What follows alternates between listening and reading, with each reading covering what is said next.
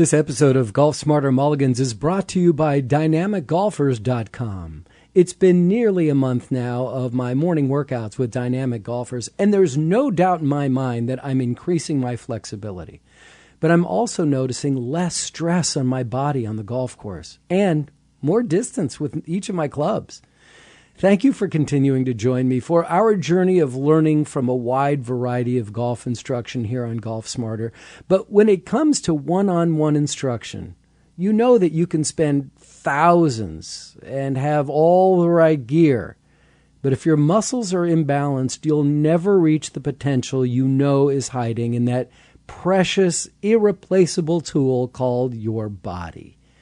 There are so many benefits from the scientifically developed Dynamic Golfers workout that include targeted mobility and stretching that can accelerate recovery, eliminate hip and lower back pain, and restore a healthy range of motion. So I encourage you to check them out for yourself, to follow their daily video routines that are only 15 to 20 minutes long, and then track your progress because you will start seeing results within 4 weeks. I know that I have. For only $9.99 a month, $9.99 a month, you can join over 4,000 golfers worldwide that make Dynamic Golfers part of their daily routine. There's even a custom landing page for Golf Smarter listeners at dynamicgolfers.com/golfsmarter. Go there now to get a 7-day free trial and 15% off your membership when you check out using the coupon code GolfSmarter. So please, check them out today and let me know what you think. If it's easier to remember golfsmarter.com, then just click on their banner at the top of our homepage. But don't forget to take advantage of their discount offer. Use the checkout code GolfSmarter at dynamicgolfers.com/golfsmarter. Welcome to Golf Smarter Mulligans, your second chance to gain insight and advice from the best instructors featured on the Golf Smarter podcast. Great golf instruction never gets old. Our interview library features hundreds of hours of game improvement conversations like this that are no longer available in any podcast app.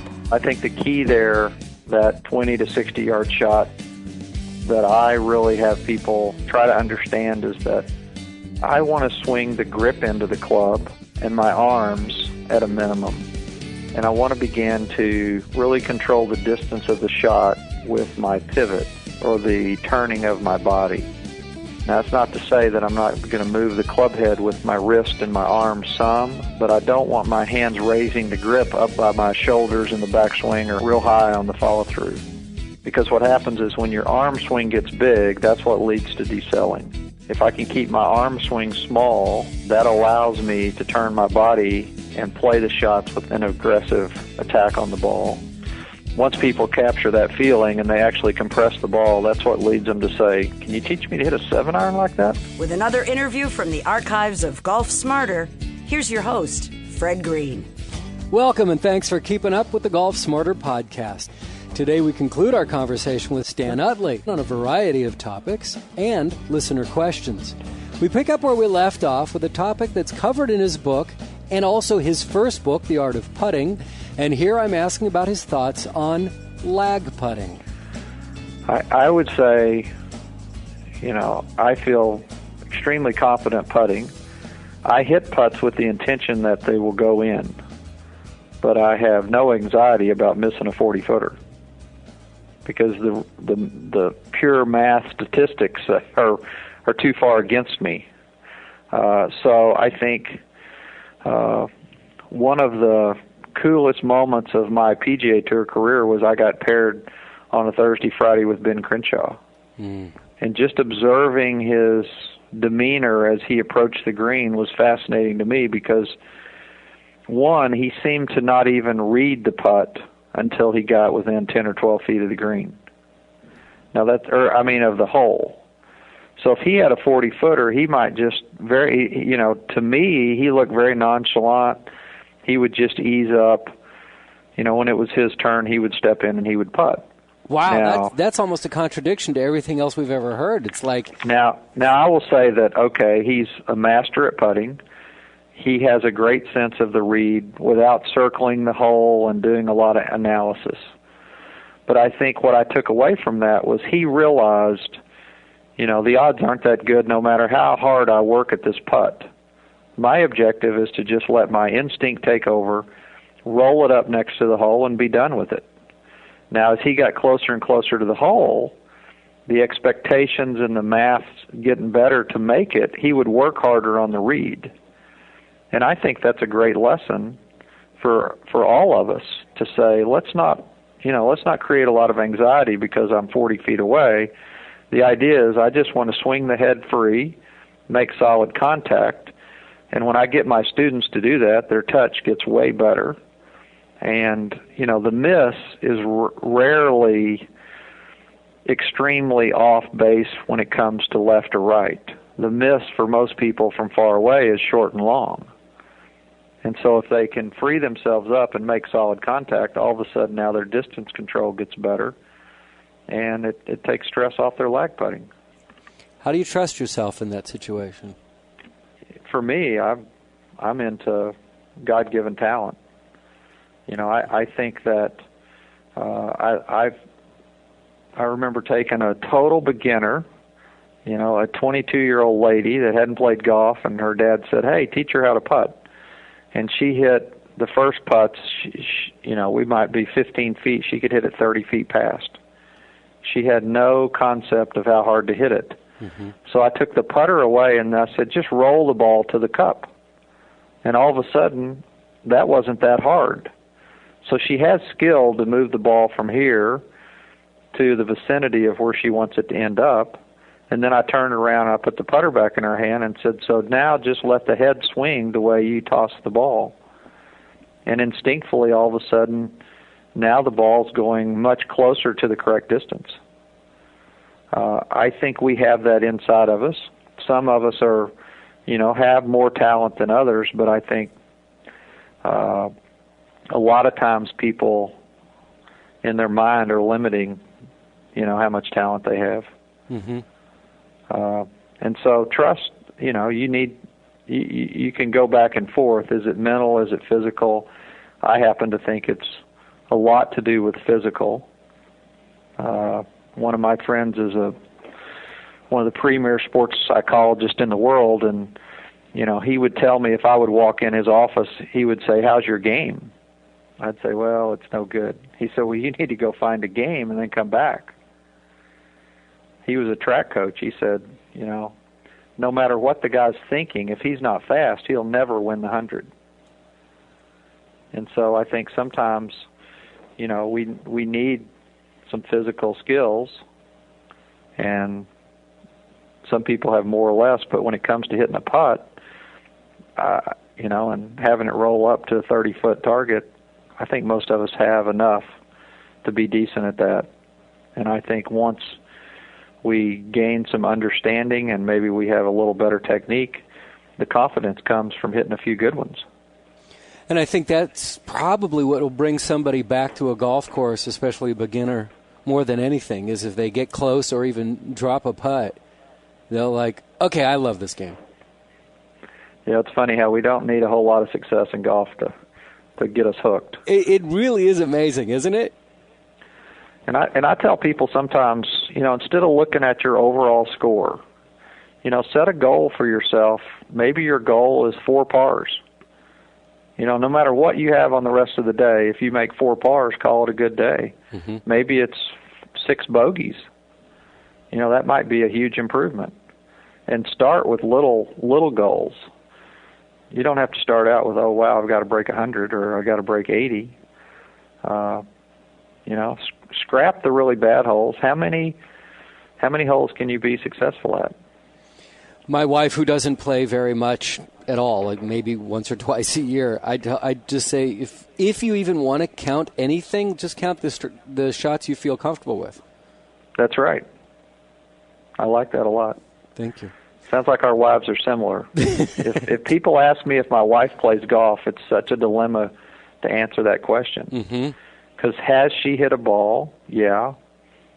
But can I really say she plays golf? No, I can't say that either. Has she hit a ball? Yes. Does she care? Yeah. No. Yeah. My wife. Is that? It's so similar because what my wife likes to go hiking. That's what she does. And I said, well, I like to go hiking too, but every so often I want to hit something. So maybe we should travel together, and the wives can go out, and they can go hiking, they can go shopping, get the massages, and you and I can go out and play golf, and everyone will be happy. I want to get into another part of your book, and you have the 3 most important shots for lower scores. I thought it was a really succinct way of saying, look, you don't have to concentrate. Of course you should, on every single thing of your game, but there are 3 shots you should really focus on.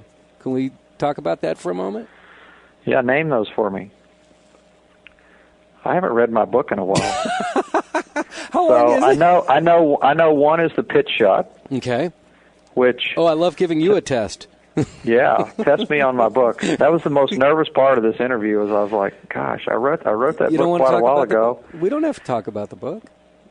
I like it, but sometimes I need a refresher because the fact is, when we have shots around the green, I kind of call some shots chips, and that's where we're really de-lofting the club and running the ball. And I like to call some shots pitches, and that's where at impact the shaft really is in a pretty neutral vertical position. It's not leaned way forward, it's not leaned way back. But what happens is when you play the shot with the shaft pretty neutral, the bounce or the angle on the sole of the club really comes into play.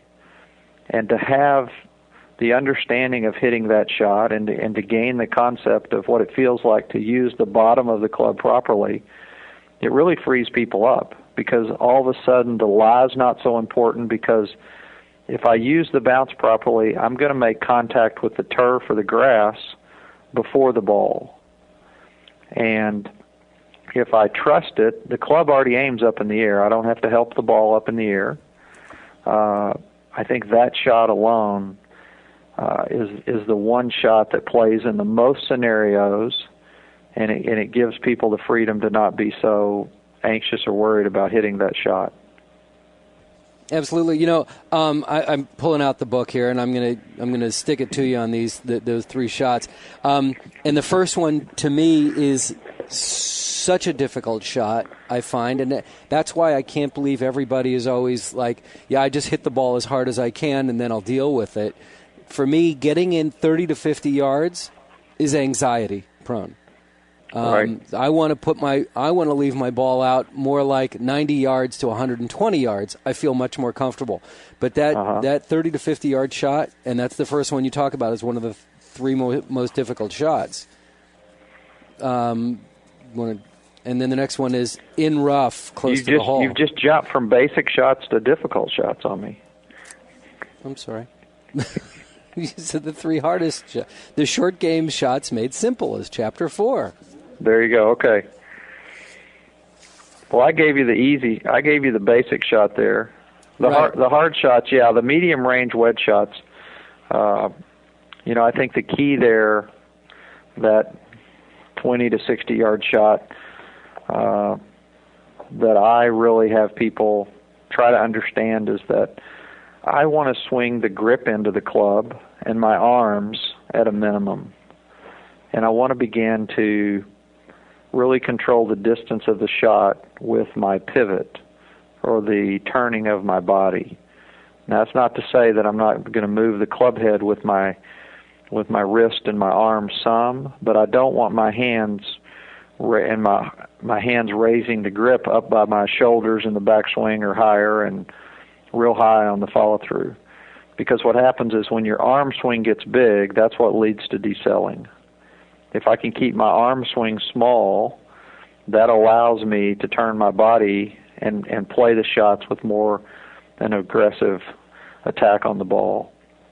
And that's really, it's amazing. That helps people so much, and that usually, once people capture that feeling and they actually compress the ball, that's what leads them to say, "Can you teach me to hit a 7-iron like that?"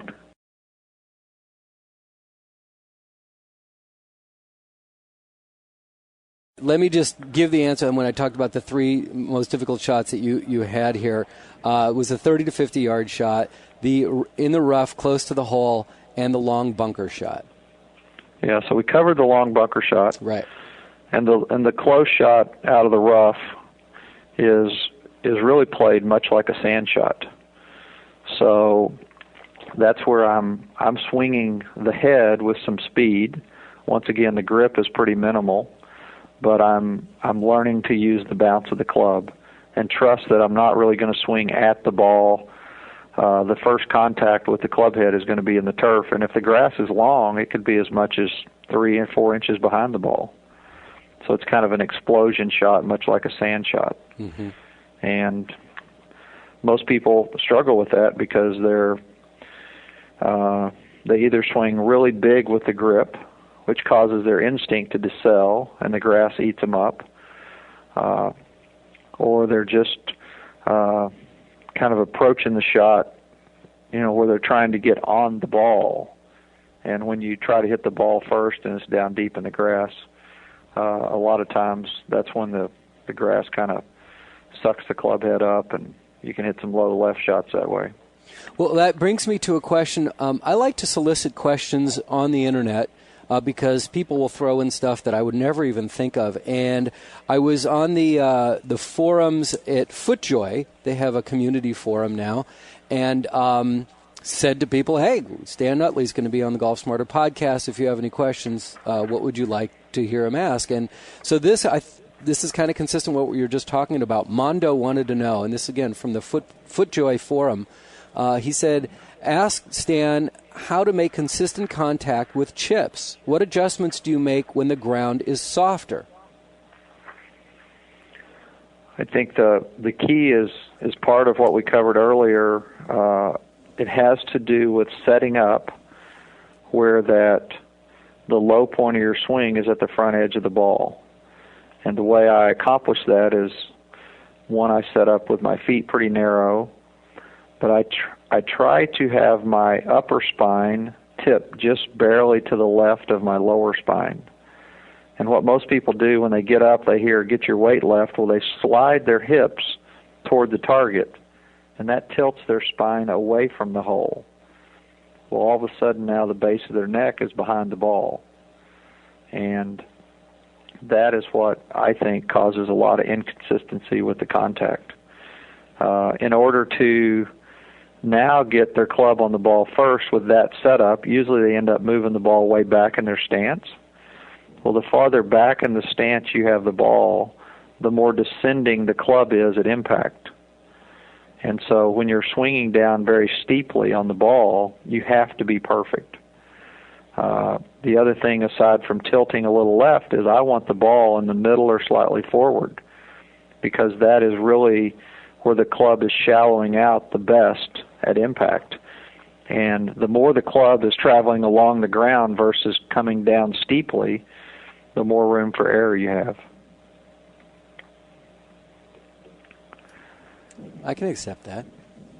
I was just pulling up StanUtley.com and looking at, what they have, Stan's fans. You've worked with some pretty impressive golfers in your teachings, haven't you? It's been a blast. People ask me, "Who are you teaching?" Well, the list of my current students really isn't terribly long. The people who I've actually spent time with and given a lesson to, mm-hmm. I've had a lot of people take a lesson. It was fun that, just about 3 weeks ago, a kid from Europe that I've spent a fair amount of time with over the last 4 years, he's been hurt most of the year. His name's Alex Noren. He just come back from injury and won. Troy Madison, who won this last week here in Phoenix, I worked with him all last year. So I can't really claim he's my student. He's got other teachers this year that have helped him and obviously raised the level of his game, but it's fun to realize that, hey, I might have given him a little piece of the puzzle way back when that hopefully was left over and helped him versus hurt him. But you've got some names on your website that include Jay Haas, Peter Jacobson, Darren Clark, Rocco Mediate, These guys, I got to believe that you've learned from them as well. Well, that's a big piece of, I think, what I bring to the table is that, one, I played so long that I've been around the best players. I've watched them, had a few conversations with them, and that adds to my knowledge base. And certainly, to be around a guy like Jay Haas a lot, it's incredible. He's a guy that's thought of as pretty mild-mannered and very gracious and a gentleman and all that he is, but he's also one of the most fierce competitors I've ever seen. You just don't see that because his personality is pretty gentle, but he hates to lose. It's good to see that. Mm-hmm. Can that get in the way? I carried his clubs in one tournament, and he had not a very good Thursday, and we played in the morning. I mean, he went straight and practiced for like 3 hours before he ate. Wow. People don't see that. Right. I mean, just such a thirst for being great.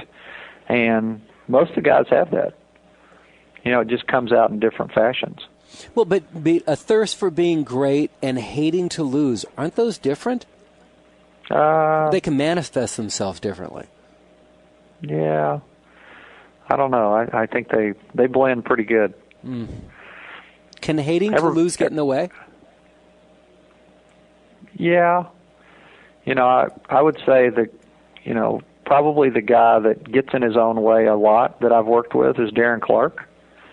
And I say that from a standpoint that he has so much ability that when he's not playing near his potential, it drives him nuts. And the fact is, he's great when he's not even close to his potential because his potential is so high. But, we all know down deep, wow, I want to be as good as I possibly can be. Well, his level of possibility is way out there. And it's a struggle for him because he knows that. It's instinctive, and when he's not playing at that level, it's aggravating. Yeah, interesting. Can I go back to another question that we received on the forum? Okay. All right. This one says, hey, Stan, you do great work with the pros, but is it reasonable to think amateurs who play 1 to 3 times a week and don't practice their putting every day can putt well with your open toe, closed toe technique? Well, first of all, I'm not going to call it open, closed, toes, close technique. Okay. Because I want everybody to hear this loud and clear, and my friend that has helped me lots with my career named Rob Akins, another great teacher, he wanted me to be sure and explain, I teach straight back, straight through, square to square, on plane. My club face swings square to the path of a tilted circle. It only appears to look open and closed because people think linear. And so a person that would swing the face square to the target line the whole time, that would be an appropriate technique in my opinion as well if the shaft is vertical, because you would be swinging on plane and the face would be square to the target line the whole time. But because the shaft leans away from the target line, I'm not opening and closing the face. It just looks that way because I'm playing on a tilted circle. How's that for an answer? That's great, because part 2 of his comment, and this is from a guy named My Feet Are Happy, is plain physics tell me that I'll sink more putts with the straight back, straight through technique. There you go. That would be okay if the shaft were vertical. But I haven't ever seen anybody putt with a vertical shaft. So I agree with him. If the shaft were vertical and the face stayed square to the target line, I'm in agreement. I just don't see anybody playing like that. Right. All right, you have 3 books, correct? Yes. And the new one, The Art of Scoring. There's also The Art of the Short Game and The Art of Putting, correct? That's correct. And where should we start? Now that you've got your own little collection of books for someone who hasn't read your stuff, where would be the best place to start? Taking lessons with you. I haven't had that ask yet. I think starting in the beginning would be best. I would go putting, short game, scoring, because I think they build on each other. I think it's important to kind of grasp the core fundamentals that I started out with in the putting book and grow from there. Well, we're going to make all three of them available on our website at the Golfers Mart. If you want to purchase the book through Amazon, you can just do it right at golfsmarter.com. Again, Stan Utley with his newest book, The Art of Scoring, and his website is stanutley.com. It's spelled Utley. And also, I've been watching you and following your what you did at the Fry's Open. You have your own fan page on Facebook, correct? Facebook fan page. I Twitter occasionally, so I need to get better at that. Awesome. Oh, so you are internet savvy for the golf world. That doesn't happen a lot. I will say that I've recently acquired some help, so it's not something I've created on my own. See, you guys kicking and screaming. I'm telling you, it's been so tough to get people to come on as a podcast. What the hell's a podcast? I'm trying. Well, and at the very least, you should always, everyone should go check out your Friendly Rules of Golf, the video at stanutley.com, because it is a lot of fun, and it'll make you feel better. It's like, oh, you mean, just realize that you got to agree to these things before you tee off on the first hole, right? That's right. Stan, it's really been a pleasure speaking with you. I appreciate you spending the time with us. Best of luck with the book and with all your lessons. Thanks again, Fred.